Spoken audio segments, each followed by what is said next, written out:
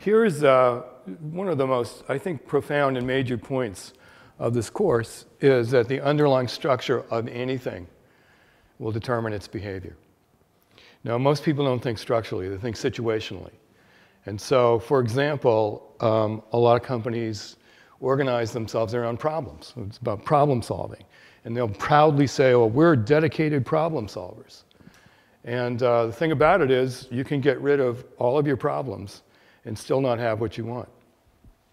Problem solving is not creating. Creating is not problem solving. So over the years, we see all of these different kinds of change efforts come to the organization and to people's lives.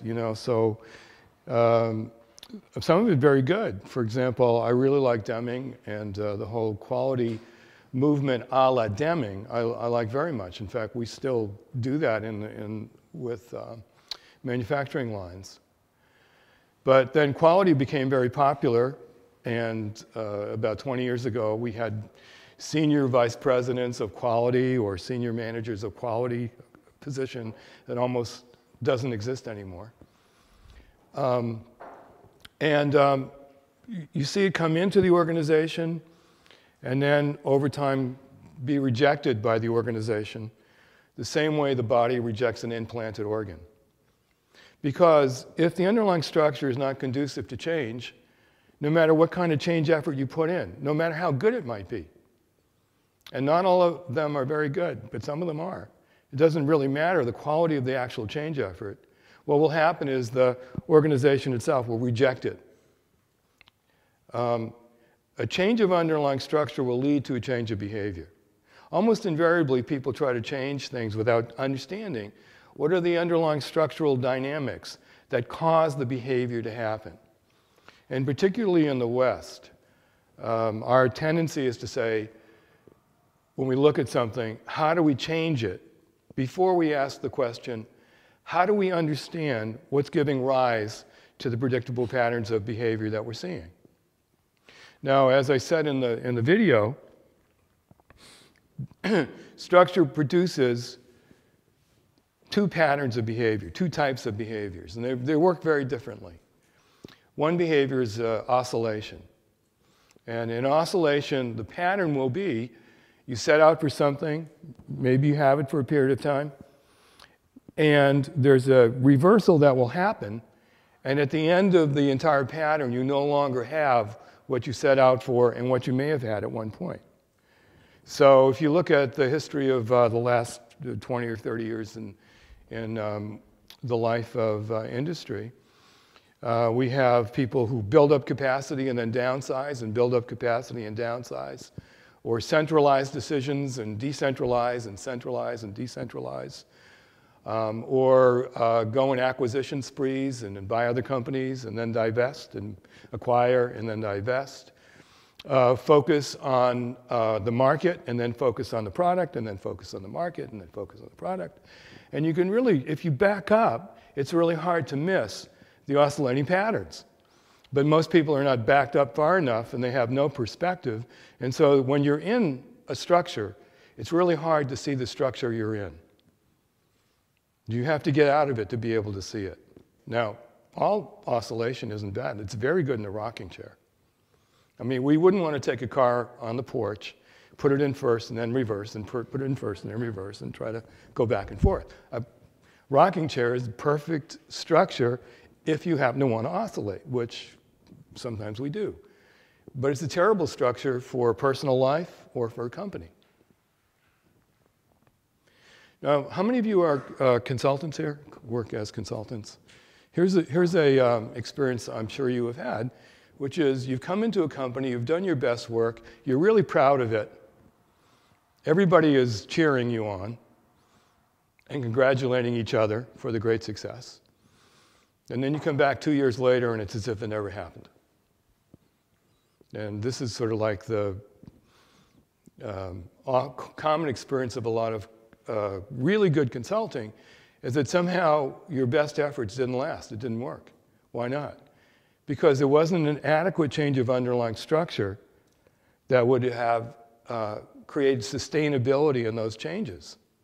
I think it's really important to understand that it's nothing personal. You can start to feel like, God, What did I do? I mean, I did such great work, and now it's as if it never happened. Well, you know, it's really not personal. It really is structural. It's like nature. It's physics. You can't fool Mother Structure. Structure seeks equilibrium. In a way, that's the dynamic that causes things to happen. We're never talking metaphorically. We're always talking causally. What causes things to happen?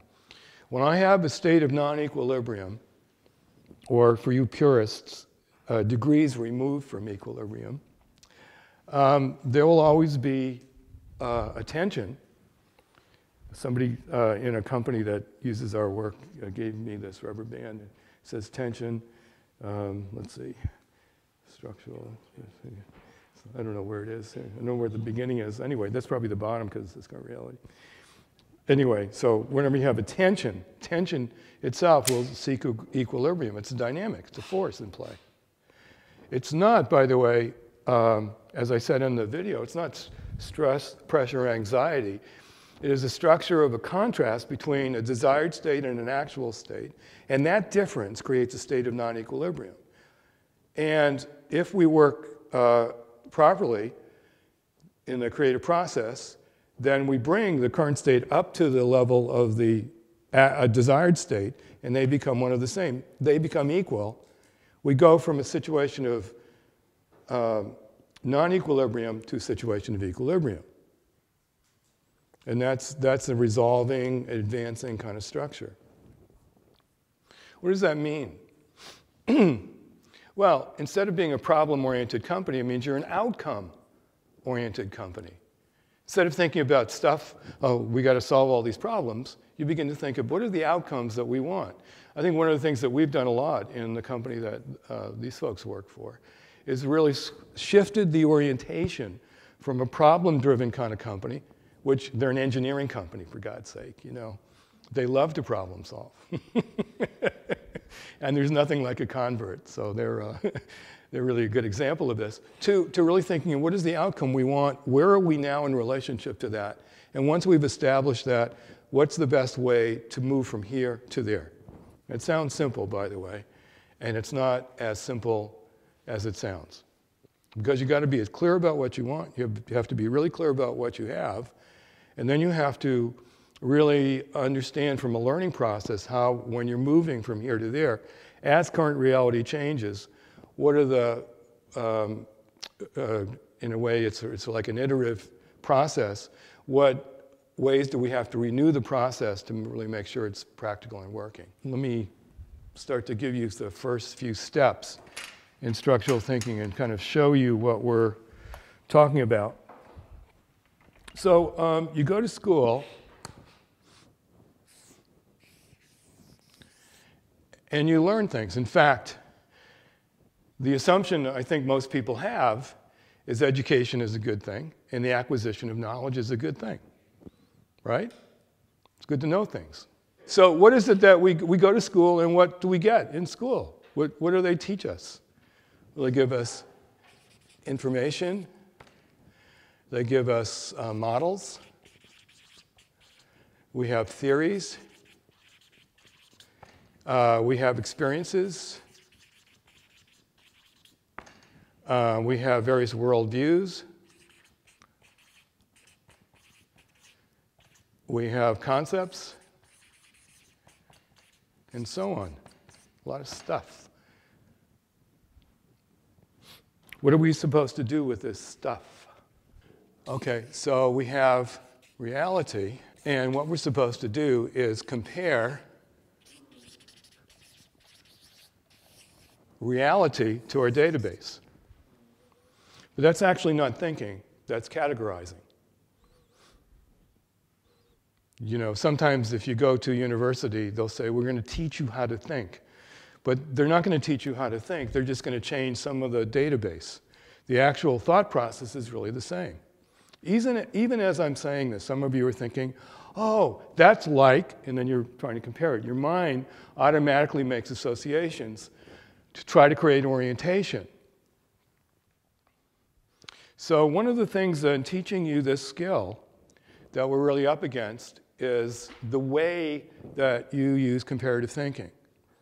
your acquisition of knowledge and experiences that you'll then use when you're looking at something.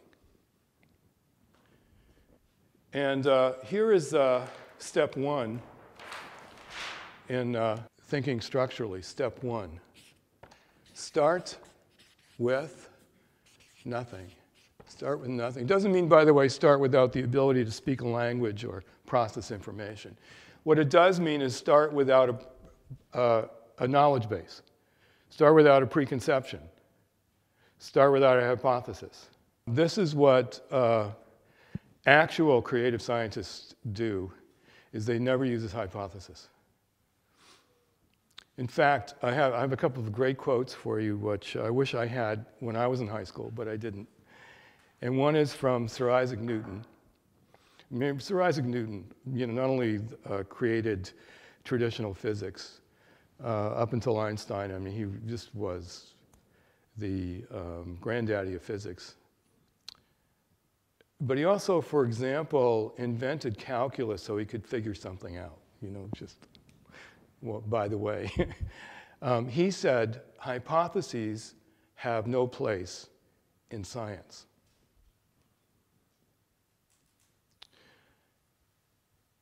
So the story of him sitting by the tree and the apple falls. And I read one book that said everything is metaphor, right? So in this particular book, the claim was everything was a metaphor for something else. And so when the apple fell and hit his head, which is the story, he used that as a metaphor. And it's actually not, it doesn't hold up to scrutiny in terms of how usually these things happen. He's sitting under the tree, the apple falls, hits him on the head, and he says, I wonder why it did that. If you start with nothing, hypotheses have no place in science. He doesn't start with a hypothesis, he starts with a question. Why did what happened happen? Descartes said, to really understand any principle or set of principles, first rid yourself of preconceptions. By the way, there's a whole discipline in companies that actually does this. And you know who they are? The accountants. The accountants actually have to look at the actual numbers. They can't say, well, we had this report last year, and this one seems kind of similar. And what I'm going to do is I'll just write in the numbers we had last year and add maybe 20% to it, because I'm sure that'll work out really well. I mean, if you do that in accounting, you end up in jail. So accountants actually, while they know principles of accounting, they know math and they know, other accounting practices and principles, they actually have to look at the numbers originally, uniquely, not compared to anything else, but as they exist. And that's, in a way, exactly what we're doing. You're going to find yourself up against your comparative mind. We're going to give you exercises to do. And as you do them, your mind's going to say, oh, it's like that, or it's like this book, or it's that theory, or it's, and it's going to want to find some comparison. And your job is to really stay focused on exactly what it is that you have and not try to anticipate what's coming. So step one is start with nothing, no preconception. Now, step two in structural thinking in our process is to picture what is said. Now, the reason we want to teach you a visual language is because in a visual language you can think dimensionally, you can think structurally, you can think in relationships. Whereas in a linear language you can't. You can't hold as many ideas simultaneously. There's a lady in the United States called Nancy Bell, and she has a company that teaches children with learning disabilities, like dyslexia, for example, how to picture. And so what she does is she starts with them with individual words and they picture the words. And then she goes to sentences, and then they go to paragraphs, and then they go to longer phrases. Here's the point that she's making, though. That when the students begin to translate words into pictures, their comprehension goes up dramatically. And she told me that they're doing MRI brain scans right now as they're practicing and showing this and demonstrating this. And that in children that have learning disabilities, the visual centers in their brains are not working as well. They're not firing. They're not getting whatever it is that they get, energy, I suppose. But when they, and compared to, for example, a normal child, but when they work this way, in fact, they're able to open up those visual centers. And so what we're doing in this work is we're actually, no matter what your starting point in terms of visual literacy, we're helping you become better at visual literacy, opening up your visual centers in your brain. And when, the degree to which you can do that is the degree to which you can more easily observe something and understand what the relationships are over time. This is the idea. This is not based on a model. We're not going to give you a model, a diagnostic model. We're going to teach you how to look at something and understand what's there. You know, this is kind of like, in a way, art class and drawing. So he brought his students down and he pointed across the Hudson River. And he said, tell me what colors you see across there. Well, they all agreed that the brick building was red and the tower was white and this other building was orange. And then he handed out a spot screen, which is basically a card with a hole in it. And he had the students hold up the card against the background. And he said, okay, now tell me what colors you see. Well, they all got very quiet until eventually one of them said, blue. Everything over there is blue. Now, first of all, the reason that everything over there was blue is because on hazy days, you don't see the color of the objects. You see the atmosphere between you and the objects. And so often that's reflected. In this case, it was water and sky, and reflected the water and the sky, reflected in the air, and everything looked blue. This is why distant mountains often look purple or blue. The Impressionists were not painting color of objects. They were painting the air between the viewer and the objects. And that was one of the great innovations of the Impressionistic period in art, is painting the air, not the object.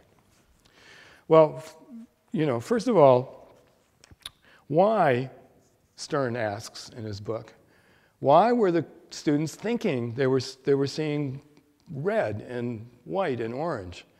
And he said, because art students substitute a concept of color for observation. In other words, they think a brick building should be red, so to them it looked red, even though when they isolated the color, this is what this does. It isolates the color from the object.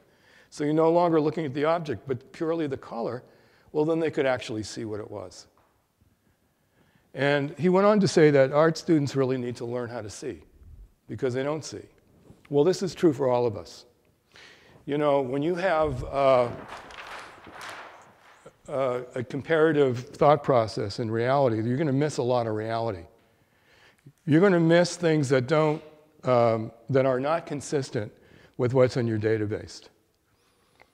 Your mind wants to organize things. You don't like not knowing.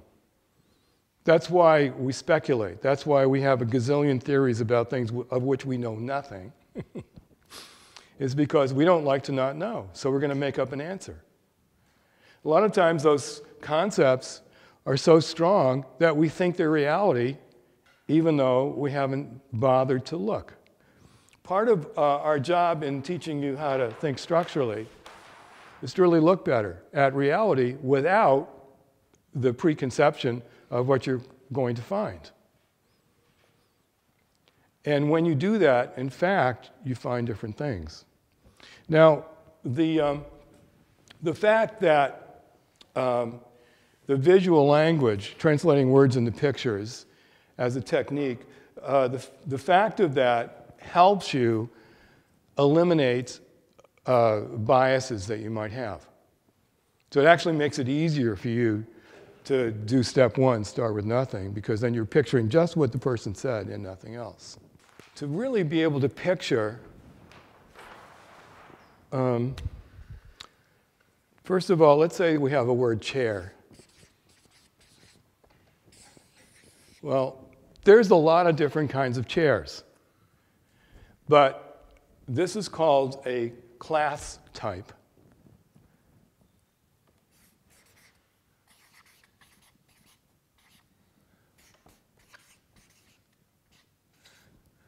A class type. While there's a lot of kinds of chairs, they all have to have something in common to be a chair. You know, a chair is not a couch, it's not a table. And so if your client says, I have a chair, you may have to imagine a different kind of chair than they might actually have. That's called a placeholder.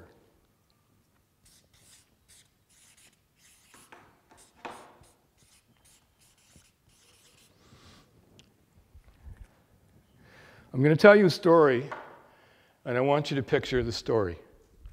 Ready? Okay. There's a little boy, and he goes out of his house, and near his house is a hill. And he climbs the hill, and when he gets to the top of the hill, he hears his mother calling him. He comes down the hill and goes home. Now, I know this is not Gone with the Wind. Okay, could you picture that though? No, see, this is like having a little film crew in your head, and you're making a little movie of the boy coming out and going up the hill and coming back down and so on.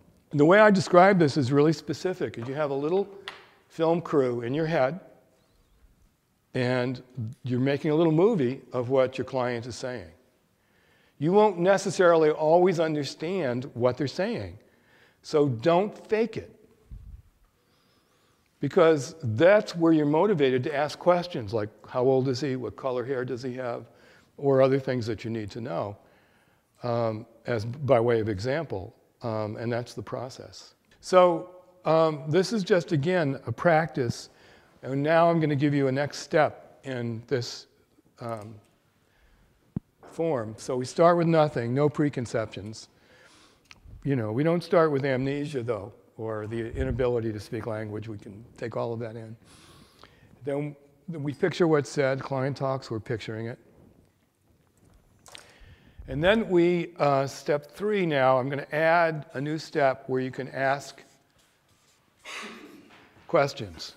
Okay, and there's only 4 types of questions that we have in structural thinking. And the questions are functional. One of the functions is information. So the information question is to expand the picture. I have a job. Information question. What kind of job? So that expands the picture. I'm only going to give you 2 questions right now, and later I'm going to give you 2 more. So these are the only 2 you can ask in this next round. So one's an information question. Second is clarification. Now, clarification can mean all kinds of things, but we mean something very specific. A clarification question in this technique is there's a word or phrase you don't know, and the question is, what does it mean? So you're asking for a definition.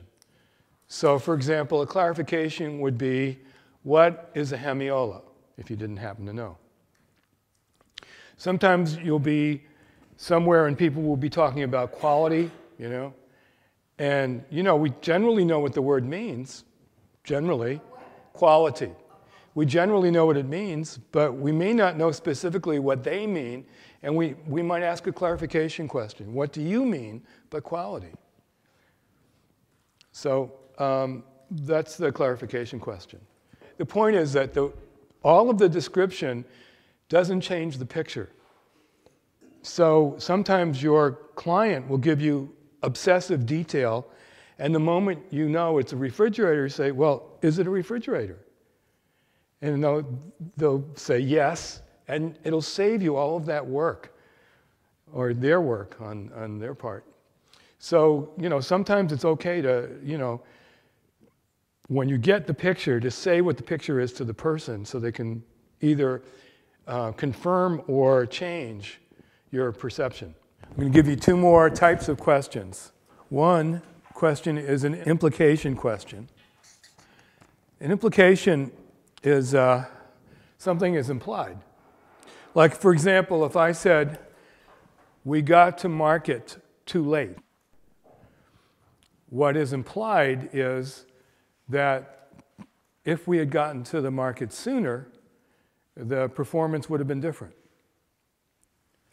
Now, when you're dealing with an implication question, there are two parts to what you as consultant do. One is to identify the implication, to understand what is being implied. And then to ask a question to see if the client agrees with the implication, because sometimes people don't agree with themselves. So if I said we got to market too late, then the question would be, if you got to the market sooner, would the performance have been better? And we expect a yes to that question, because the implication is that it would have been better. So we may get a no, but at least we are identifying what's implied. A lot of times people don't say directly what they mean, but they imply things that you then can check out and take what's implied and make it explicit, make it really clear whether or not the person agrees with it. And then the other type of question is a discrepancy question. Now, a discrepancy question comes from sometimes people contradict themselves. Sometimes the discrepancy is close in time and space, and sometimes it's very far away in the session. They may say one thing over here, but you're picturing the whole thing and they say something over here, maybe 10 minutes or 20 minutes later that totally contradicts what they said here. And if you're picturing, you'll be able to immediately identify, wait, that's different, because you have the picture. But if I said, for example, this past year was a great year, sales were down. Now, there's only one of two possibilities. One is that one of those two statements is not true. So last year you had a great year, but sales were down. How did that make it a great year? Oh, did I say last year sales were down? No, they were up. Or did I say last year was a great year? No, it was the year before. Last year was terrible. Sales were down. Or there might be information we don't have that explains the apparent discrepancy. Like, for example, last year we had a great year, sales were down. How come it was a great year? Because we got the patent on a proprietary technology, and it doesn't matter about our sales because whoever sells it, we get paid. What a great year. So there you have an explanation of that explains the apparent discrepancy. But in this, again, what we need to do is to articulate, to understand something's being contradicted, and then to ask questions about it. But a lot of times when you're doing a structural consultation, particularly from a consulting point of view, and you start to sort out discrepancies, a lot of times that's where you start to see a change of underlying structure, is in sorting out how come we're looking at this discrepancy, what's to explain that? And we can end up explaining it. Might be that some things we think are true are not true. Sometimes what happens is the person doesn't have any more questions, and so what you should do at that point is just go over what you do have. Because out of that, perhaps, a question will come that's motivated by what's there. What you don't want to do is go on a fishing expedition. What you don't want to do is import questions from somewhere else. You want to keep it very much internally focused on the information that the client has provided you with, and that's part of the rigor of this. And think of it as a real discipline. You're really developing muscles. You're developing mental muscles.